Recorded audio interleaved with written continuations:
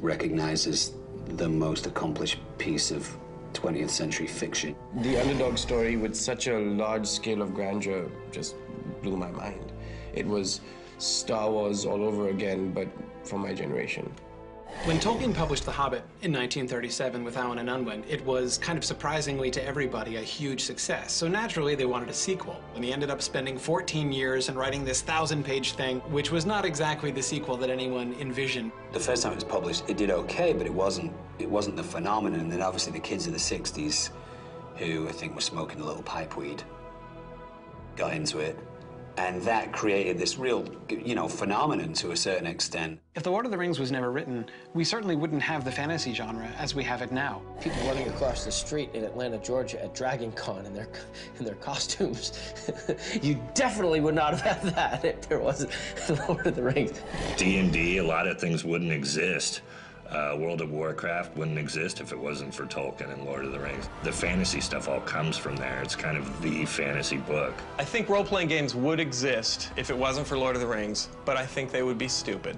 Like Rapunzel, the game, or something like that. Someone, knowing that I was a huge fan of Tolkien, said to me, oh, did you know that there's like 4 Led Zeppelin songs where they mention the Lord of the Rings? And I was like, really?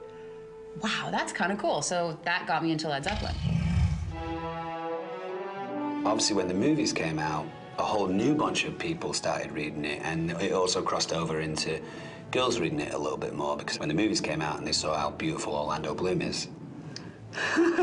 The audience was an amalgamation of every culture, every stereotype of, like, the jock liked it, the nerd liked it, the hot girl liked it. It's just this special place that Tolkien created that we all communed with for a certain period of time.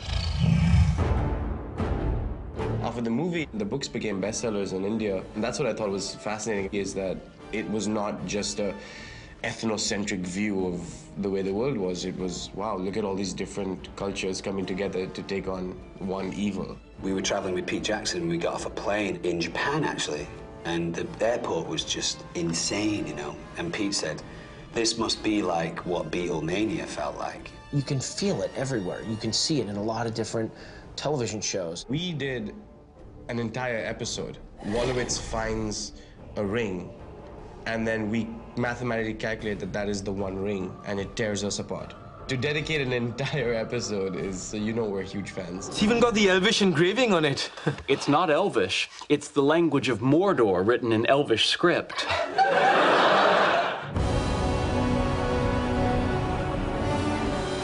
Video games are a really potent way for fans of the story or of the book to just live in it. War of the North comes from an actual passage in Tolkien. Makes it,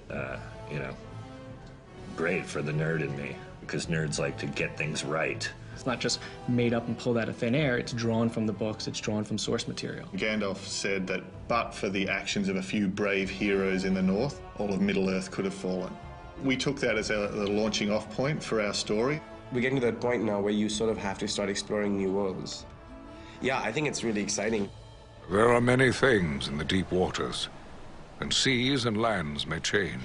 The War of the Ring is this massive continent-spanning war, so in that way it is something like World War II or World War I, which swept across all of Europe.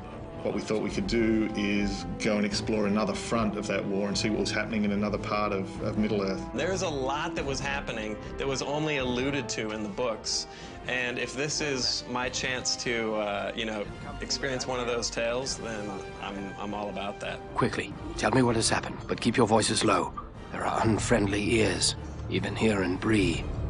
It gives fans the opportunity to kind of explore the fringes of the Tolkien world. And that is what it seems to me the developers of the game have done a really neat job of. When I was a kid, I couldn't have even imagined that one day, 30 years down the line, I would be able to actually run around in Middle-earth with the sort of graphics and the sort of level of fidelity and realization that we have today. So, video games are really the fulfillment of the promise of these types of books and types of stories. If Gandalf was any kind of real wizard, he would have taken care of the war in the North on his own, but he didn't, so now you have to have a video game.